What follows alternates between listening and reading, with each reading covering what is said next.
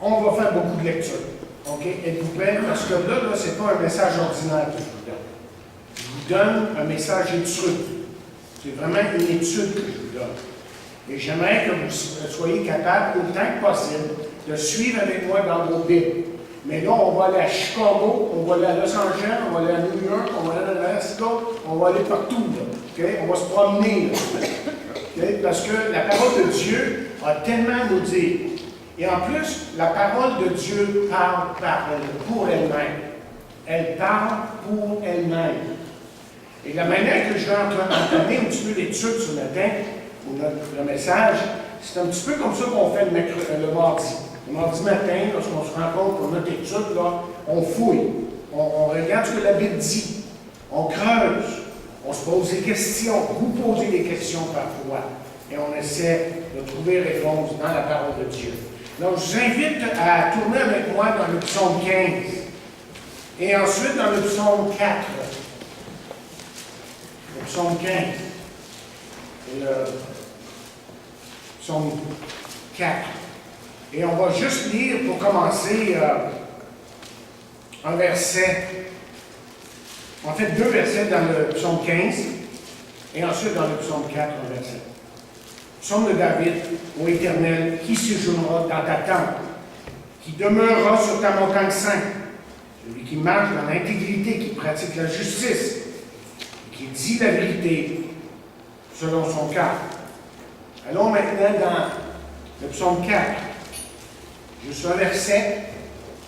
Parce que le psalmiste dit au verset 2, « Quand je crie, réponds-moi, Dieu de ma justice. Quand je suis dans la détresse, sauve-moi. Aie pitié de moi.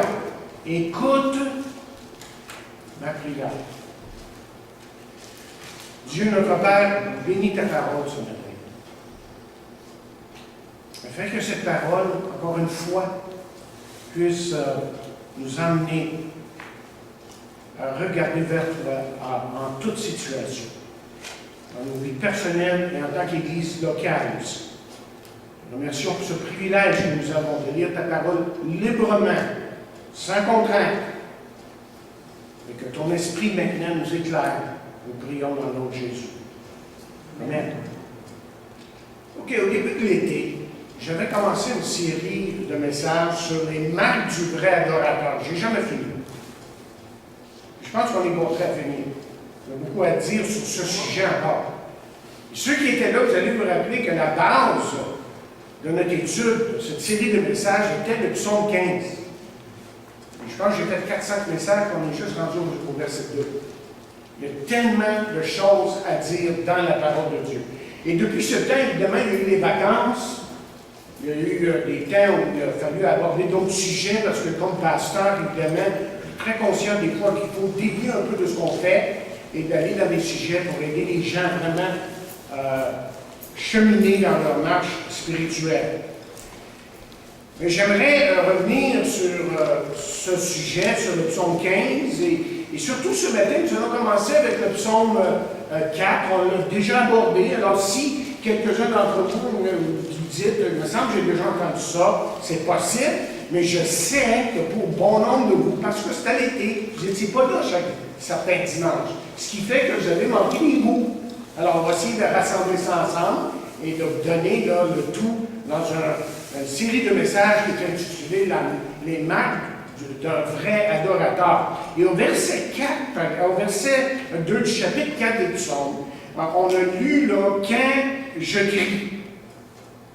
Et on a vu les 4 impératifs de celui qui crie à Dieu. J'ai dit l'autre semaine justement qu'il s'adresse à Dieu ici comme étant le Dieu de ma justice. C'est que le psalmiste sait, avant même qu'il prie, que Dieu sera juste envers lui et que Dieu sera toujours juste.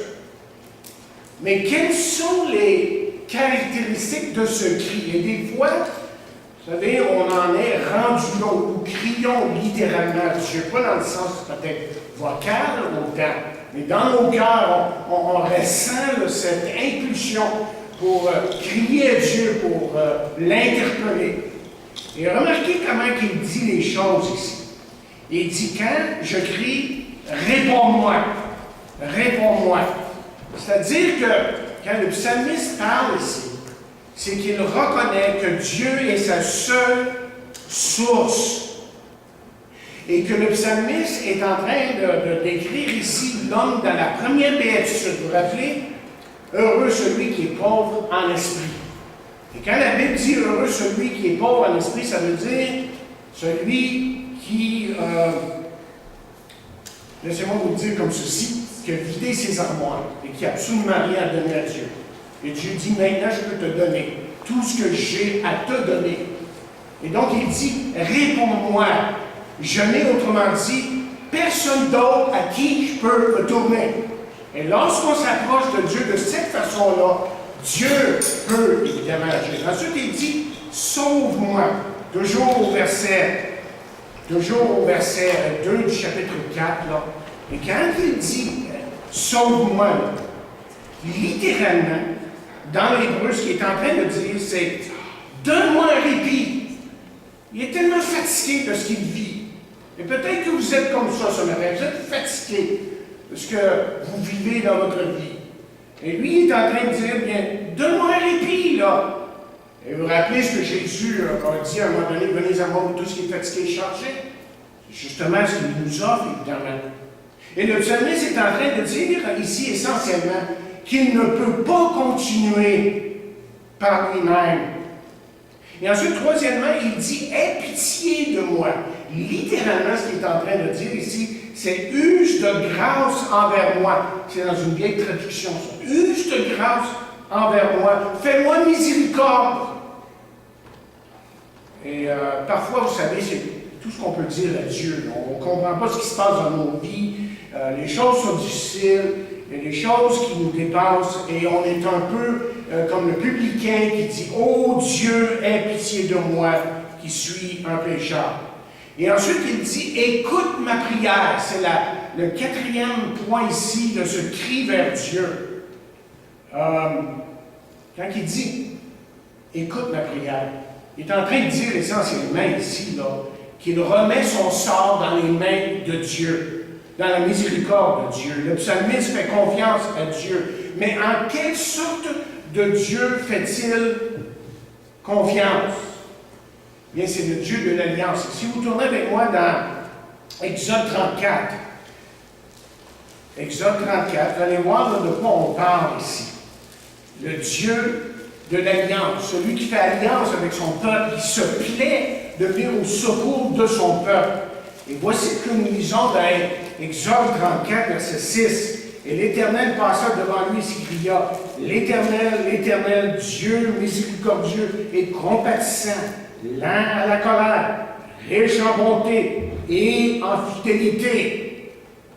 Vous voyez, c'est à ce Dieu-là que nous prions.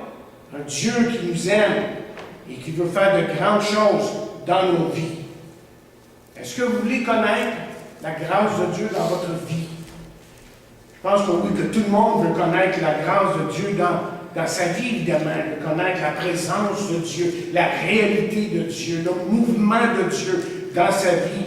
Bien, dans Proverbe 28, verset 13, je vais juste vous le citer, il dit « Celui qui cache ses transgressions ne réussira pas, mais on aura compassion de celui qui les reconnaît et les abandonne. » Alors on s'approche de lui, sachant qu'on n'a rien à lui donner, à part peut-être qu'on pourrait dire, de nos péchés, de ces choses qui peuvent nous éloigner de lui. OK, il faut revenir maintenant au psaume 15, OK? Je fais un petit résumé de ce qu'on a dit au psaume 4, mais en fait, j'ai dit beaucoup plus que ça. Mais au psaume 15, là, je veux absolument y revenir et travailler sur un mot en particulier ce matin. D'abord, il faut comprendre que dans le psaume 15, il y a ce qu'on pourrait dire une terminologie générale. Il commence par une déclaration qui dit « Ô Éternel, qui séjournera dans ta tente, qui demeurera sur ta montagne. » Okay? Et vous vous rappelez ce que j'ai dit il y a quelques semaines. Si vous étiez là, vous allez vous rappeler que littéralement, ce qu'il est en train de dire ici, c'est « Seigneur, qui est-ce qui peut être dans ta compagnie? Qui est-ce qui peut être ton compagnon, le jour après jour, après jour, après jour, après jour, et vraiment connaître ta bénédiction? Et là, dans le psaume 15, ce qu'il va faire ici, c'est tout simplement nous donner certains de ces ingrédients, c'est le meilleur mot à utiliser, pour nous décrire là, celui qui peut vraiment continuellement rester dans la présence de Dieu. Et non pas que tout est dit là, dans ce psaume, en ce qui a trait à tout ça, là, que de rester dans sa présence, mais il nous donne certains indices pour nous montrer là, que si on veut vraiment séjourner dans sa présence, on veut séjourner, comme il dit ici, dans sa tente, demeurer sur sa montagne. C'est toutes des images que le psalmiste, que les Écritures nous donnent pour nous faire comprendre que c'est important d'être dans sa présence et de rester dans sa présence. Alors, qu'est-ce qu'on a vu? On a vu deux choses qu'on pourrait dire générales, OK? D'abord, il faut être intègre. Et là, on a vu que lorsqu'on parlait d'intégrité, on parle de bonne morale, on parle de sincère, on parle d'être fidèle, de désirer plaire à Dieu continuellement, d'avoir la crainte de Dieu. La crainte de Dieu, ce n'est pas nécessairement d'avoir peur de Dieu, mais si on a à avoir peur, c'est de lui déplaire, dans ce sens-là. Pas d'avoir peur que Dieu va nous donner un coup de bâton, OK? Mais dans le sens que je devrais avoir peur de lui déplaire. Je veux tout faire pour lui plaire. Et l'homme intègre ici, c'est celui qui demeure dans la présence de Dieu. Et vous vous rappelez que dans le premier Timothée, 3e chapitre, il est dit à propos de l'évêque, ancien le pasteur, surveillant, il y a différents mots pour le texte là, qu'on pourrait utiliser. Il dit, il faut qu'il soit irréprochable. Et donc, comme je vous ai expliqué il y a quelques semaines, c'est qu'en fait, il aurait pu arrêter là et dire, bon, ben, il faut qu'il soit irréprochable et deviner le reste. mais dans 1er Timothée, il nous donne une description de ce que ça veut dire être irréprochable. Il est une jeune femme, pas un buveur de vin, on n'est pas dans le sens de s'enivrer et toutes ces choses-là. Et ici, il fait un petit peu la même chose. Il dit, il faut qu'il soit intègre. Il aurait pu arrêter là. Il aurait pu dire, OK, devinez le reste. Mais il nous donne d'autres indices, évidemment, pour que nous reconnaissions vraiment ce que c'est d'être intègre. Okay? Ça, c'est ce que nous devons être intérieurement. Et Jésus, comme vous savez, a mis beaucoup d'accent sur ça, sur ce que nous devons être avant de faire. C'est pour ça que les béatitudes nous ont été données. Parce que les pharisiens, eux, les sadducéens, étaient occupés à faire leur cérémonie, aller à la synagogue, au temple et tout ça. Puis ils faisaient toutes les cérémonies là, qui étaient extérieures, qui paraissaient bien, mais intérieurement, c'était des hommes corrompus. Jésus dit, avant que vous faites, soyez. C'est ça qu'il est en train de dire ici. Là, on arrive à la deuxième partie où il dit qu'il faut pratiquer la justice. Ça, c'est ce qu'on pourrait dire, et le côté dynamique du psaume ici. C'est pas seulement de dire autrement dit, pour résumer très bref, là, brièvement, c'est pas juste de dire qu'on est des chrétiens, mais il faut agir comme des chrétiens. Et combien de fois qu'on nous dit ça? Il faut agir, il faut parler comme chrétien. Si on n'agit pas, puis on n'en parle pas comme un chrétien, à quoi bon notre témoignage? Sinon, absolument pas bon du tout. Okay? Et la question, c'est celle-ci que je vous pose. Qu'est-ce que c'est d'agir comme un chrétien? Et là, le psalmiste nous donne un indice, toujours verset 2, lorsqu'il dit, et qui dit la vérité selon son cœur. Okay? C'est de dire la vérité. Vous savez, moi, je n'ai jamais été en cours, dans le sens d'être questionné, mais de ce qu'on voit des fois, c'est qu'on leur dit, jurez-vous de dire la vérité, toute la vérité et seulement la vérité. Un chrétien devrait, oui, dire la vérité, toute la vérité et seulement la vérité. Et le psalmiste, mais Paul lui dit dans la parole vivante, c'est pourquoi défaites-vous du mensonge, rejetez tout semblant, faux semblant, que chacun de vous déborde ou aborde tout son prochain en toute vérité, en toute vérité. Alors pourquoi dire la vérité? Pourquoi est-ce que c'est si important? D'abord, c'est parce que c'est une question de confiance. Comment avoir confiance à quelqu'un qui ne dit pas la vérité? Juste à regarder les élections présidentielles, puis c'était ça. des semaines. En tout cas, la vérité, il n'y en a pas beaucoup. Là. On va dire l'affaire, c'est un infime partie de ce que ces gens-là disent, qui est vrai, vraiment. Là. C'est incroyable. J'ai écouté pas mal, là, puis je suis tellement déçu, je me suis dit, pourquoi ils sont capables de trouver quelqu'un mieux que ça? Mais voilà où on en est lorsqu'on s'éloigne de Dieu. Des gens qui racontent, et c'est les deux bords, mensonge après mensonge, après mensonge, après mensonge, ou des demi-vérités, etc. C'est une autre question. Je n'irai pas dans la politique. Mais c'est une question de sincérité. Hein? Si on n'est pas sincère, on ne dit pas la vérité, mais notre crédulité, évidemment, est perdue. Et c'est une question spirituelle. C'est une question spirituelle. Regardez avec moi dans Jean 18, verset 37. Jésus, évidemment, a souvent abordé la vérité. Okay? Et Jean 18, verset 37, voilà qu'il parle à Pilate. Et Pilate lui dit, « Tu es donc roi. » Tu es donc roi. Regardez ce que Jésus dit ici. Il dit, Jésus répondit, « Tu dis, je suis roi. Je suis né et je suis venu dans le monde pour rendre témoignage à quoi? À la vérité. Quiconque est de la vérité, écoute ma voix. » Donc c'est facile à déduire de ce verset-là. Il y a beaucoup d'autres versets dans la parole de Dieu que Jésus est la vérité. Tout ce qui vient de lui est la vérité. Ce qui fait que vous et moi, nous devons être de la vérité si on se dit disciple de Jésus-Christ. Ça veut dire que c'est de devenir de plus en plus comme Jésus. Parce qu'il a toujours dit la vérité. Romains 8, 29. Vous connaissez très bien ce verset-là, mais quel verset précieux dans Romains 8, 29 qui nous dit car ceux qu'il a connus d'avance, qu'il a prédéterminés, si vous voulez, il les a aussi prédestinés à être semblables à l'image de son Fils. On doit chercher à être comme Jésus. Si, par exemple, on veut que notre témoignage soit crédible devant les gens, il faut dire la vérité. OK, vous avez reçu maintenant, dans votre bulletin, vous avez reçu un feuillet. Et dans le feuillet, vous avez le schéma de mon message. Du reste de mon message. Pour ça, on va avoir le temps de le faire ce matin, mais on va essayer de faire quelque chose ici, là. On peut aller un peu vite, mais j'ai beaucoup de versets à vous donner. À nouveau, Bible, vous prêts, là, parce qu'on va feuilleter, on va fouiller. OK? Alors, quel est le premier point? Mais le premier point, si on dit cette chose concernant la vérité, c'est d'abord, Dieu est un Dieu ou le Dieu de vérité. Il est le Dieu de vérité. Il n'y a jamais un mensonge qui sort de la bouche de Dieu. Et Dieu, voyez, est la vérité en ce qui a trait au passé. Alors, la Bible dit que Dieu créa les cieux et la terre.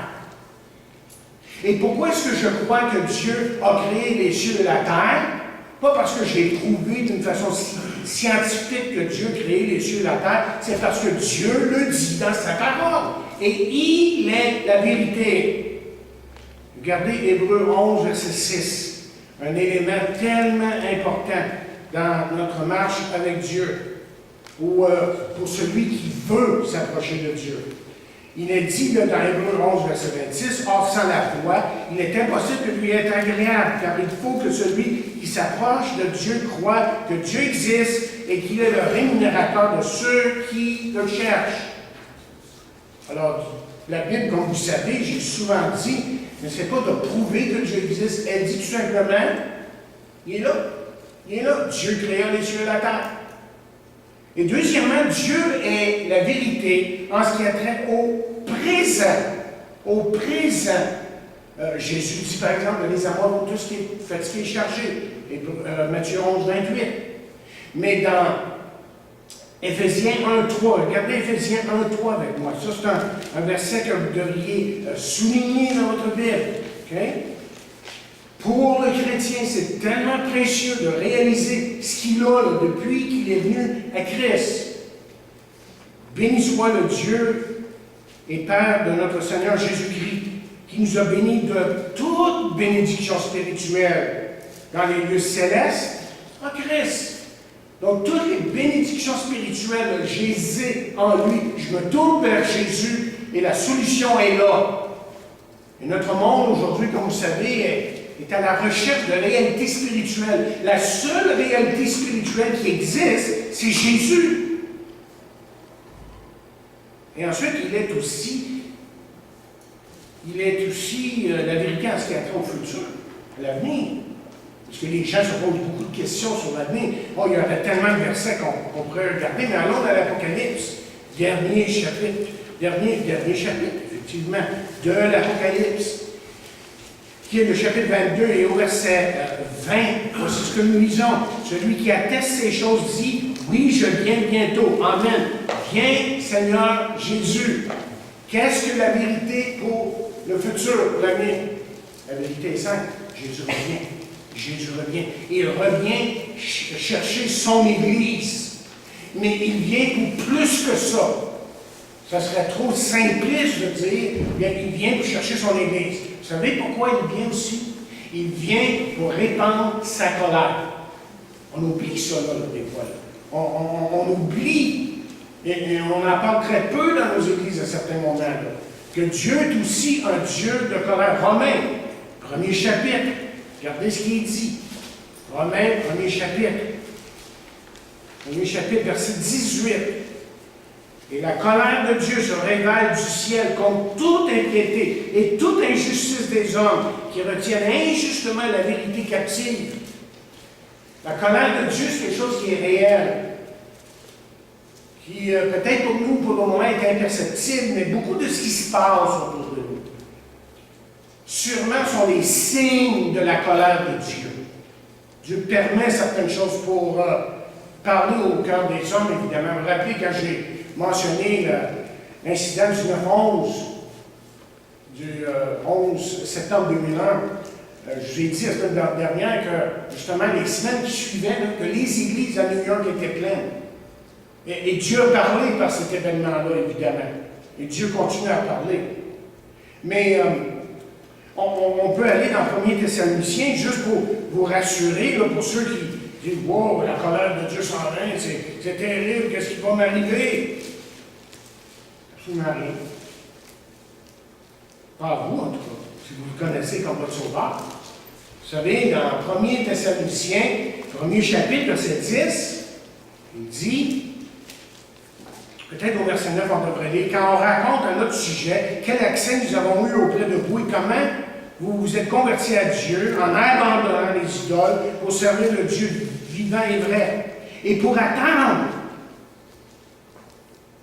des cieux son Fils qui a ressuscité des morts. Jésus qui nous, quoi? Nous délivre de la colère à venir. Okay? Donc, le chrétien n'a pas à attendre ce jour terrible qui va se manifester sur la terre. Et évidemment, ça va être un jour terrible. Mais la Bible dit ceci, là, Jean 3e chapitre. Jean 3e chapitre, verset 36. Un verset extrêmement important pour chacun de nous à comprendre, parce que peut-être que ça va nous motiver un peu à apporter la parole aux gens. Et il dit, celui qui croit au Fils a la vie éternelle. Celui qui ne croit pas au Fils ne verra point la vie, mais quoi? La colère de Dieu demeure sur lui. Et chers amis, on n'a rien vu de la colère de Dieu encore. Mais je peux vous dire, d'après ce que je peux lire dans la parole de Dieu, ça va être quelque chose de terrible lorsque Dieu va permettre que toute sa colère sévit dans ce monde. Okay. Deuxièmement, alors, premièrement, Dieu est le Dieu de vérité. Deuxièmement, la parole de Dieu est la vérité. La parole de Dieu est la vérité. Vous connaissez très bien le verset qui se trouve dans Jean 17, verset 17. Jésus est en train de prier à son Père. C'est la grande prière sacerdotale. Et là, Jésus dit, ta parole est la vérité. Vous savez, pour moi, ça suffit. Hein? Jésus le dit, je le crois. Je crois que la parole de Dieu est la vérité parce que Jésus l'a dit. Mais peut-être qu'il y a un autre verset que vous connaissez moins bien et qui se trouve dans Daniel, le livre de Daniel. Et là, au chapitre 10, voici comment que Daniel, lui, le dit. Dans Daniel, chapitre 10 et verset 21. Il dit ceci. Chapitre 10, verset 21, il dit « Mais je veux te faire connaître, ce qui est écrit dans quoi? Le livre de la vérité. Dans le livre de la vérité. » Dans ce livre que nous avons ici, c'est la vérité. Et c'est tellement important pour le chrétien de comprendre ça, parce que s'il saisit pleinement, si un homme, une femme saisit pleinement ce que ça veut dire, bien là, il va comprendre mieux ce que le psalmiste est en train de dire dans le grand chapitre 119 des psaumes, où il parle, c'est un hymne à la parole de Dieu, mais au verset 105 du psaume 119, voici ce qu'il dit. C'est un verset tellement connu, mais tellement important. Ta parole est une lampe à mes pieds et une lumière sur mon sentier. La confusion, comment dit, ne règne plus lorsqu'on est dans la parole de Dieu. Les gens se questionnent sur toutes sortes de choses. Mais quand on a la parole de Dieu et qu'on croit la parole de Dieu, les choses s'éclaircissent tranquillement. C'est pas qu'on apprend du jour au lendemain à tout comprendre, mais graduellement, Dieu est en train de nous éclairer sur les questions de la vie, les questions de la mort. Toutes des questions que les gens se posent aujourd'hui. Troisièmement, la vérité fait partie de l'armure du chrétien. OK? Dans Éphésiens, 6e chapitre, Éphésiens, 6e chapitre, là, on nous dit quelque chose qui est tellement important pour le chrétien, encore une fois, parce que cette armure-là n'est pas donnée à n'importe qui. Cette armure-là est donnée à celui qui vraiment appartient à Christ. Et là, il dit, tenez donc ferme. Tellement important comme expression. Tenez donc ferme. Mais comment est-ce que je peux tenir ferme? Il dit, ayez à vos reins la vérité pour ceinture. Il y a tellement de choses à dire ici, mais la vérité, en fin de compte, là, quand la vérité habite dans votre cœur et que vous marchez dans la vérité, j'ai écrit ici, contraint le mensonge. Contraint dans le sens qu'il arrête, qu'il met au pas le mensonge. Peut-être que ce n'est pas le bon mot, contraint, là. Mais c'est-à-dire qu'il empêche que le mensonge nous envahisse. La vérité fait ça. Parce qu'il y a tellement de mensonges autour de nous. Et vous savez, la vérité est rejetée par la majorité des gens aujourd'hui. Écoutez, allez avec moi dans 1 Timothée. 1 Timothée. Et au chapitre 4 de 1 Timothée. Et vous allez voir là, ce que Dieu dit dans sa parole concernant les derniers temps. Et c'est évident qu'on est dans les derniers temps, mais il dit ici, mais l'Esprit dit expressément que dans les derniers temps, quelques-uns abandonneront la foi. Ça peut être ce qu'on croit. Pour ça, c'est la foi de faire confiance, là. Mais c'est ce qu'on croit. Okay? Et ensuite, il dit, pour s'attacher à des esprits séducteurs, il y a des doctrines de démons.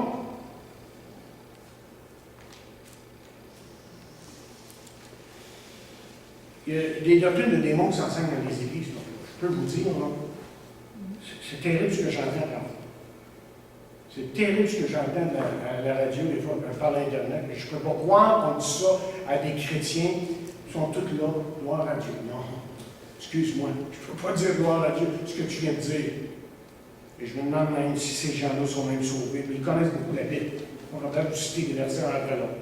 C'est triste, mais des doctrines de démons sont même prêchées dans les églises aujourd'hui. Et les gens s'en aperçoivent même pas. Et vous savez pourquoi? Parce qu'ils ne connaissent pas le livre. Ils ne connaissent pas le livre. Si vous connaissiez le livre, vous pourriez discerner ces gens-là. Je ne prends pas de question. Okay? Et par hypocrisie de faux docteurs portant la marque de flétrissure dans leur propre conscience, qui veulent ne pas se marier, et s'abstenir d'aliments que Dieu a créés pour qu'ils soient pris avec action de grâce par ceux qui sont fidèles et qui ont connu la vérité. Et il continue là, mais ce serait trop long de tout. On va lire jusqu'au verset 5. Car tout ce que Dieu a créé est bon, rien ne doit être rejeté, pourvu qu'on le prenne avec action de grâce, parce que tout est sanctifié par la parole et par la prière. prière. OK. Mais vous savez, pas seulement est-ce que la majorité des gens, ce que j'ai dit là, rejettent la vérité. Mais parfois, le chrétien s'éloigne de la vérité. Il s'éloigne de la vérité. Regardez ce que Daniel dit dans le livre de Daniel, 9e chapitre.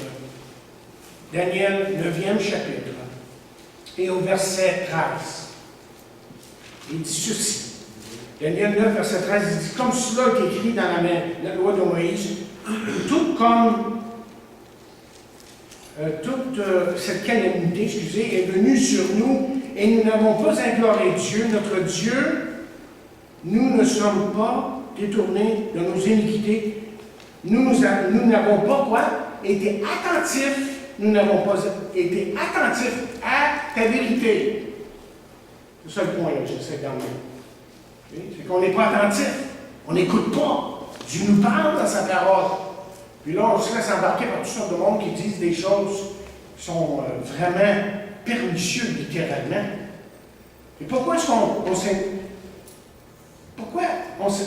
s'éloigne de Dieu? Et moi, le mot qui m'est venu lorsque je suis en train de préparer ce message, c'est pour soigner certaines choses. Okay?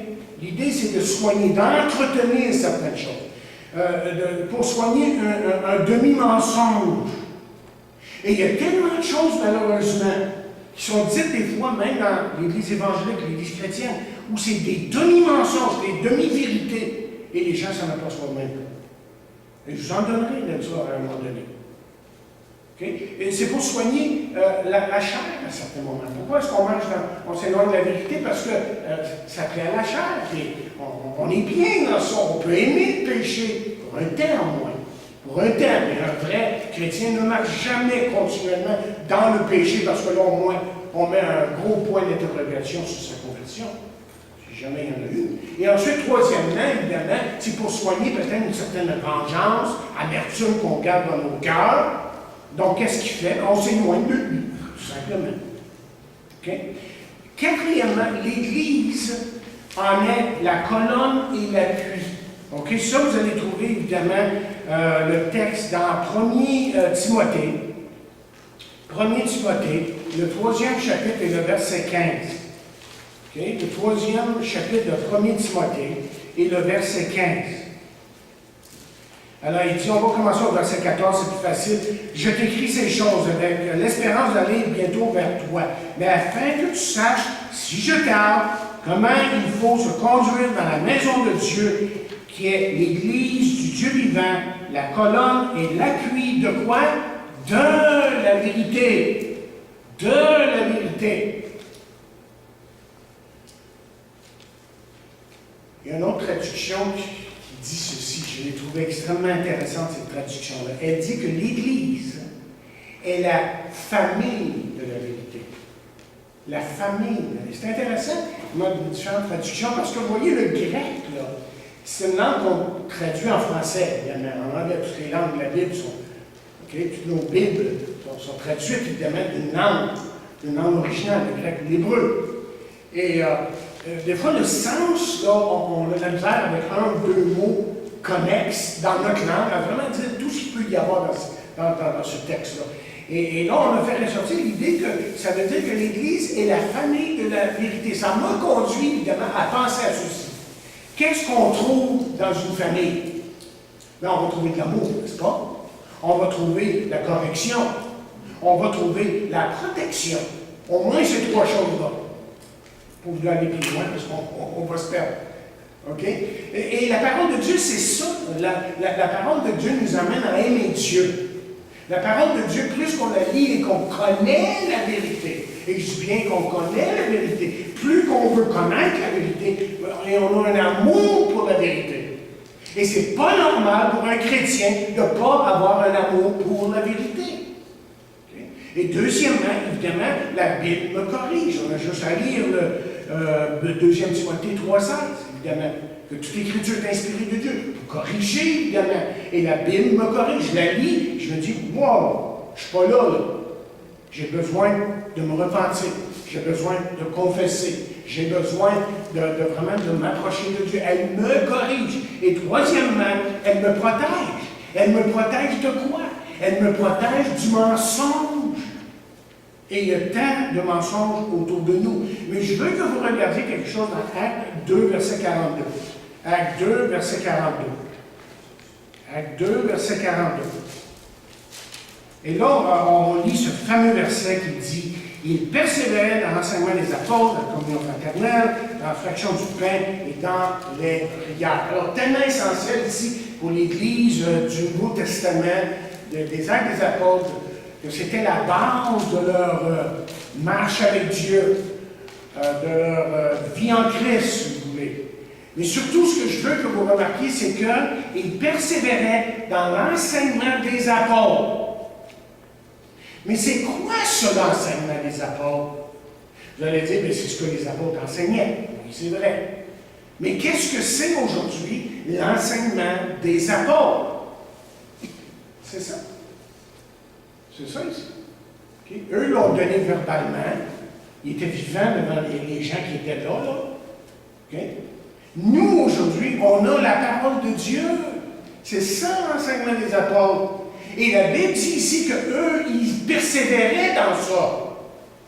Pourquoi? Parce qu'ils vivaient dans une société essentiellement comme la nôtre. Une société qui était remplie de mensonges. Qui disait que Jésus n'était pas le Messie, le loin. Qui niait même sa résurrection. Qui niait d'abord sa mort, même sa résurrection. Donc, il y avait besoin de cet enseignement-là. Qu'est-ce qu'on a besoin, nous? On a besoin d'enseignement. On a besoin d'enseignement. Pour différentes raisons, évidemment. Okay? Et les premiers chrétiens étaient forts dans la parole. Oh, on le ressent, ça. Vous avez juste à aller avec moi dans 1er Thessaloniciens. Vous allez sentir qu'il y a une force dans la parole de Dieu. Ces gens-là, ils prennent, autrement dit, on va dire que ces gens-là prennent la parole de Dieu au sérieux. Pour eux, là, étudier, lire, méditer la parole de Dieu, c'est extrêmement sérieux. C'est pas quelque chose que tu fais, alors, lis ma Bible le matin 5 minutes. C'est bien. C'est plus que ça. Si on veut vraiment grandir dans ses voies, si on veut vraiment être fort, c'est plus que ça. Et dans 1er Thessaloniciens, chapitre 1, verset 5 et 6, voici ce qu'on lit. Verset 4. Mais nous savons, frères bien-aimés de Dieu, que vous avez été élus. Notre évangile ne vous ayant pas été prêché en parole seulement, avec la puissance, mais avec puissance, avec l'Esprit Saint. La parole de Dieu, la prédication de la parole de Dieu, si elle est pour être efficace, il faut que le Saint-Esprit dirige. C'est le Saint-Esprit qui est à la base. Okay? Et ensuite, il dit avec l'Esprit Saint, avec une pleine persuasion, car vous n'ignorez pas que nous nous sommes montrés ainsi parmi vous à cause de vous. Et vous-même, vous avez été mes imitateurs, ceux du Seigneur, en recevant la parole au milieu de beaucoup de tribulations, avec la joie du Saint-Esprit, en sorte que vous êtes un modèle. Et là, il continue à leur dire, on ne peut pas en parler, vous êtes tellement forts dans la parole, les gens, c'est tout ce dont ils entendent parler de vous, c'est des gens qui marchent selon la parole de Dieu. Et ici, c'est une très jeune église. Là. Quand il parle ici, là, il parle à une église qui a juste peut-être quelques mois d'existence. Mais déjà, ils sont dans la parole et ils sont forts. Okay? Et là, cinquièmement, le diable est la vérité. Vous l'avez dans vos notes. Okay? Le diable est il faut que je termine. Il y a tellement à dire. Jean 8, 44, la Bible est claire sur le fait que lui est la vérité. Regardez ce qu'il dit. Elle dit, vous avez pour père le diable. Et vous voulez accomplir les désirs de votre père. Il a été meurtrier dès le commencement. Il ne se tient pas. Il ne se tient pas dans quoi? Dans la vérité.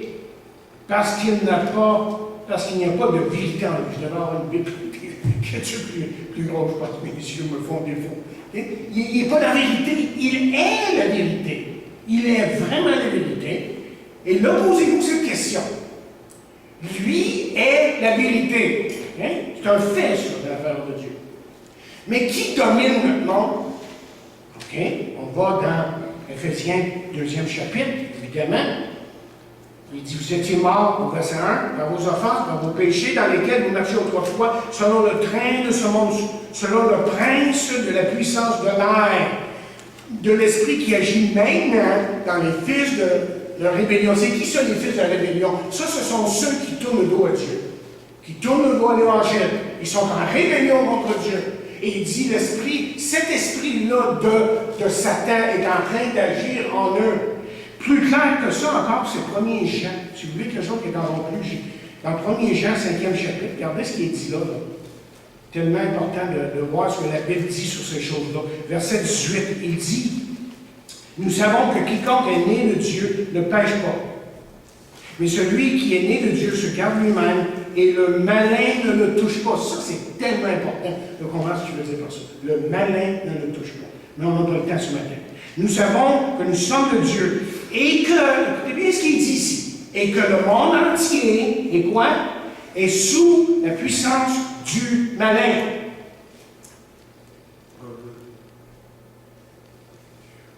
Donc, faut-il être surpris que le mensonge est devenu une norme aujourd'hui? Devenu normal. Laissez-moi vous donner quelques indices. Par exemple, aujourd'hui, si vous dites que l'islam est une fausse religion, vous allez passer pour un islamophobe. C'est comme ça? Islamophobe. Hein? Vous voyez comment c'est devenu la norme? Ça, on va tranquillement. On va pas penser comme ça. C'est un islamophobe. Si tu dis que la Bible enseigne que l'homosexualité est un péché, tu vas te faire passer pour un homophobe. Vous voyez comment que Satan a réussi à inverser les choses. Il a complètement inversé les choses pour que le mensonge, lui, devienne une norme. Tu ne peux plus contester. Si tu dis que Jésus est le seul chemin, parce que Jésus dit, je suis le chemin, la vérité et la vie, bien, tu vois comme on te voit comme une personne intolérante. Voyons, tu ne peux pas penser comme ça aujourd'hui, en 2016, on est dans une société progressive. Ah oui. Mais c'est ça. Le mensonge est devenu le normal. Et le mensonge, c'est, dans notre monde, aujourd'hui, la nouvelle norme. Donc, quand on écoute les débats présidentiels, comme je l'ai fait l'autre soir, que j'écoute un peu ici et là, je ris un peu là-dedans, que le mensonge est dit à bout portant, n'importe comment, puis on dit n'importe quoi. C'est devenu la norme. Puis on joue avec ça. Là. Puis après ça, on questionne la personne sur « je te dis ça ». Là, écoute, voyons donc, c'est pas du tout ça. La question, c'est pas ça, là. Mais ils répondent, et puis la norme, c'est que le mensonge est devenu normal. OK, on doit terminer là. J'aurais d'autres choses à vous dire, puis on va essayer de finir ça bientôt. Mais voilà, on a fait au moins 5. Une meilleure, OK. On a fait au moins 5 points. Et on a 2 encore, puis on va continuer la prochaine fois sur ça. Mais la vérité, vous voyez, c'est tellement important. Vous dites, comment ça se fait que tu parles de ça sur le livre? Donc, il y a quelques temps, il n'y a pas longtemps de ça, j'ai entendu un prédicateur justement prêcher sur ça. Il a parlé sur la vérité. Puis ça m'a tellement inspiré. Je n'ai pas pris de notes, rien, parce que j'écoutais comme ça, mais ça m'a tellement saisi comment c'est important de prêcher la vérité, de ne pas avoir peur de prêcher la vérité et de se tenir dans la vérité en tant que chrétien, en tant qu'enfant de Dieu. Que Dieu nous aide à marcher selon la vérité. Amen.